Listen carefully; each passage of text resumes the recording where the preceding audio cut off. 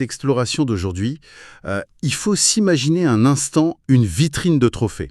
Mais attention, pas juste une petite étagère avec quelques médailles de participation, hein. Ouais, on parle de la vitrine ultime, là. Exactement. Celle où on alignerait au hasard la médaille d'or de la Ligue des Champions, le trophée de vainqueur du championnat de France, et puis la coupe étincelante de la Coupe d'Afrique des Nations. Ah oui, c'est vraiment le trio gagnant massif, quoi. Voilà. Et quand on observe un palmarès pareil, la question qui vient tout de suite à l'esprit, c'est le temps. Enfin, je veux dire, combien d'années de sacrifices, de transferts hyper stratégiques et de campagnes épuisantes il faut à un athlète pour accumuler tout ça? En règle générale, c'est l'œuvre de toute une vie sportive. C'est le genre de palmarès qui vient couronner une carrière de 10, 15 ou même 20 ans au plus haut niveau. Ouais, c'est clair. La grande majorité des footballeurs professionnels, en fait, ils raccrochent les crampons vers 35 ans sans avoir jamais effleuré un seul de ces trophées. Donc, réunir la consécration européenne, la domination nationale et le sacre avec sa sélection, c'est tout simplement l'Everest du foot, quoi. Et c'est justement là que ça devient complètement fou. Parce que les sources qu'on décortique aujourd'hui, elles bouleversent totalement cette chronologie. On a épluché une dépêche super détaillée du média sportif Wisport. Une dépêche qui date de fin mars 2026 d'ailleurs. C'est ça. Et ce texte, il met en lumière un athlète qui est littéralement en train de bousculer toute la géopolitique du foot. Il redéfinit le mot même de précocité. Parce que ce joueur qui possède cette fameuse vitrine de trophées dont on vient de parler, il n'a que 17 ans. 17 ans, c'est juste absurde. À cet âge-là, normalement, ta plus grande angoisse, c'est d'obtenir tes premières minutes de jeu avec l'équipe réserve ou de réviser ton bac, tu vois. C'est clair, c'est le monde à l'envers. Et du coup, pour vraiment saisir l'ampleur de ce séisme sportif, on va analyser les faits de notre dossier. Les performances sur le terrain, les déclarations de son sélectionneur, et puis surtout, cette perspective vertigineuse de la Coupe du Monde qui arrive dans exactement 3 mois. Ouais, le timing est parfait pour en parler. Mais commençons par le terrain. Il y a quelques jours, le Sénégal affrontait le Pérou en match amical. Victoire 2-0 pour les Lions de la Teranga. Mais ce qui est dingue, c'est que la presse n'a quasiment pas parlé du score. Non, toute l'attention s'est focalisée sur une seule étincelle, l'action d'Ibrahim Baye sur l'ouverture du score. Voilà, l'article de Wiusport, il est clinique là-dessus. C'est l'attaquant Nicolas Jackson qui marque, ok, mais c'est Mbaye qui fait la passe décisive. Et le truc crucial, c'est que le texte précise qu'avant de faire cette passe, il a déposé 2 adversaires. Et dans le jargon du foot, déposer un joueur, c'est pas juste faire un petit dribble sympa. C'est beaucoup plus violent que ça, non? Ah oui, ça implique une rupture cinétique totale. En fait, le défenseur est laissé sur place. Ses appuis sont complètement détruits par le changement de rythme. C'est humiliant, presque. Et ce qui me fascine, c'est que c'est pas juste une question de vitesse pure. On a souvent tendance à se dire « Oh, c'est un jeune, il court juste plus vite que les vieux défenseurs ». Mais l'analogie qui marche le mieux ici, c'est celle du grand maître d'échecs. L'idée de la vision du jeu, oui. Exactement. Un joueur d'échecs de niveau mondial, il ne regarde pas les pièces une par une. Son cerveau regroupe les positions en bloc. Et sur un terrain, face à 2 défenseurs péruviens hyper expérimentés dans la surface, un joueur normal, il voit le chaos, il panique. Baye à lui, il voit des lignes de passe claires. C'est une super analogie. C'est exactement ce qu'on observe en neurosciences sportives, en fait. Dans le milieu, on appelle ça la lucidité. La lucidité à 17 ans, ouais. Oui, parce que la surface de réparation, c'est l'endroit où l'espace se réduit et où le temps s'accélère. Biologiquement, chez un ado, c'est là que le rythme cardiaque explose. L'adrénaline inonde le cerveau et la réaction de survie, c'est souvent de taper fort dans le ballon à l'aveugle. Donc lui, il a cette capacité rarissime à ralentir le temps dans sa tête. Exactement. Son cerveau filtre tout le bruit ambiant. Il élimine la pression pour se concentrer sur la mécanique spatiale.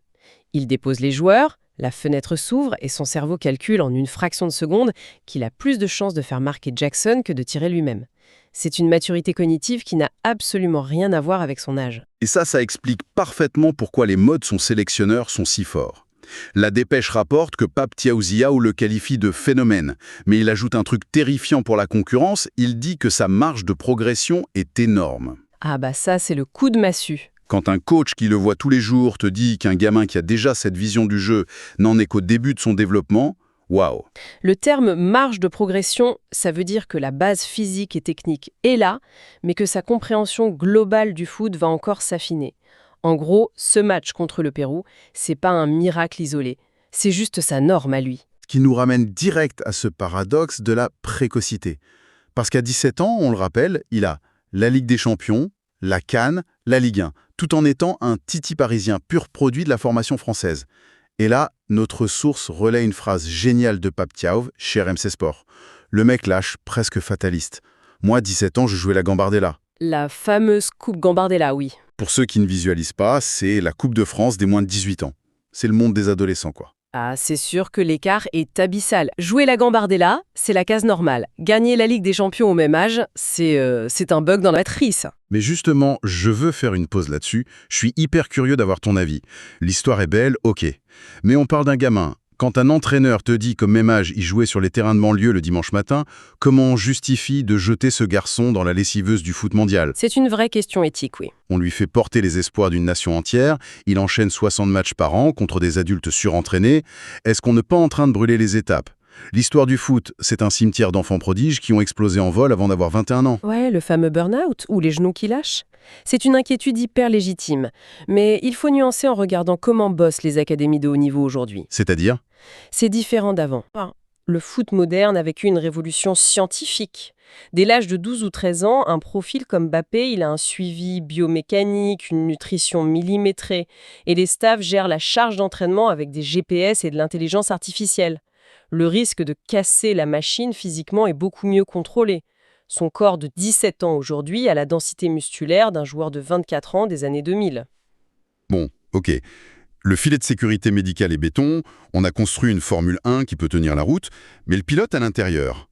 Le cerveau de 17 ans qui se prend la pression médiatique, les commentaires sur les réseaux sociaux, les attentes d'un continent entier.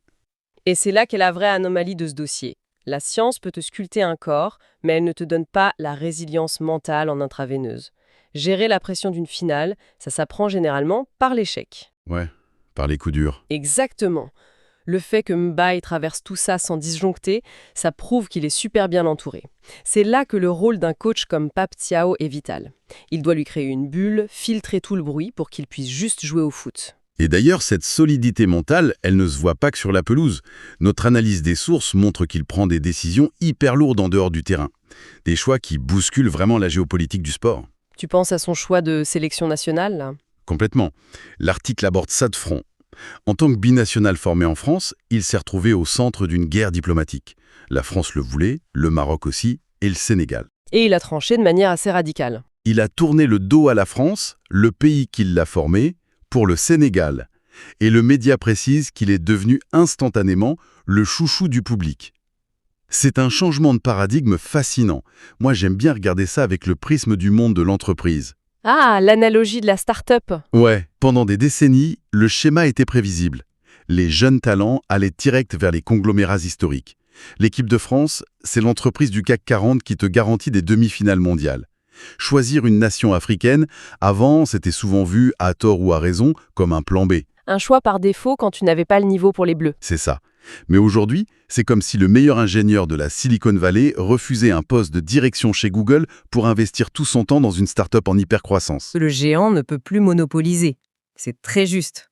Et le retour sur investissement est dingue. Pourquoi faire la queue dans une grosse structure quand le projet émergent t'offre un titre de champion d'Afrique tout de suite, avec une ferveur émotionnelle 1000 fois supérieure? Le Sénégal, c'est devenu du premium. Et ça me fait penser à une autre citation de notre dossier, celle d'Idrissa Gueye. Celle où il dit « On n'a pas volé nos résultats, on mérite d'être champion d'Afrique ». Exactement.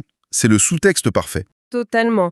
Gay parle de la légitimité du Sénégal. En 2026, cette équipe, c'est plus juste le petit pousset qui fait un exploit tous les 15 ans.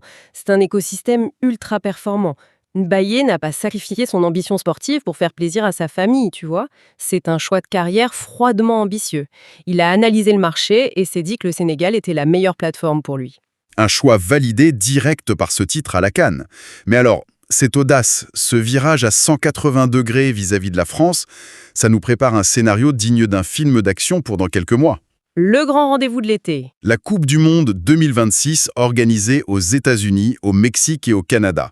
Le coup d'envoi est dans 3 mois. Et la source confirme que Mbaye sera dans le groupe sénégalais. Évidemment. Mais là où ça devient un thriller psychologique, c'est un tout petit détail glissé dans la barre latérale de l'article.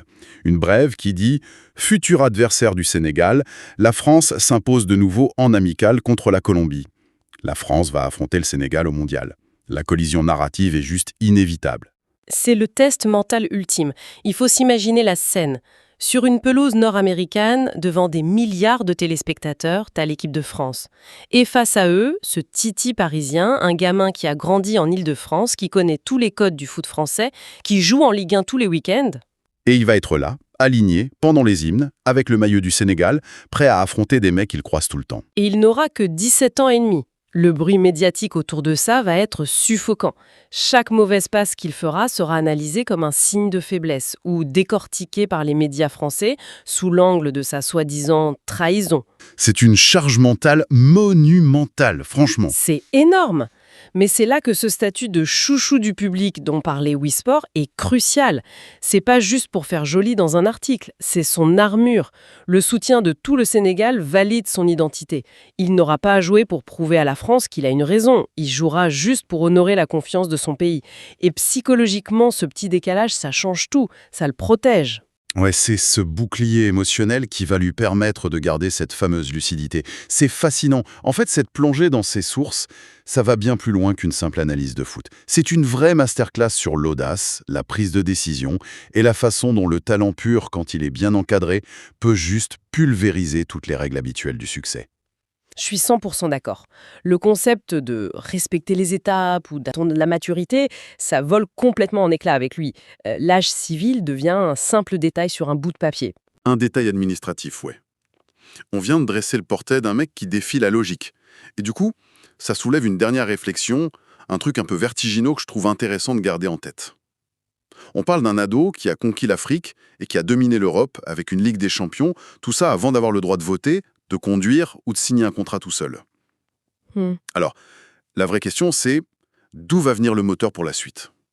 Comment tu trouves la faim, cette rage viscérale, pour te lever à 6 heures du mat, enchaîner les entraînements sous la pluie et encaisser les sacrifices pendant les 15 prochaines années de ta vie? Quand tu as littéralement coché toutes les cases du succès ultime dès le premier chapitre de ta vie. Avec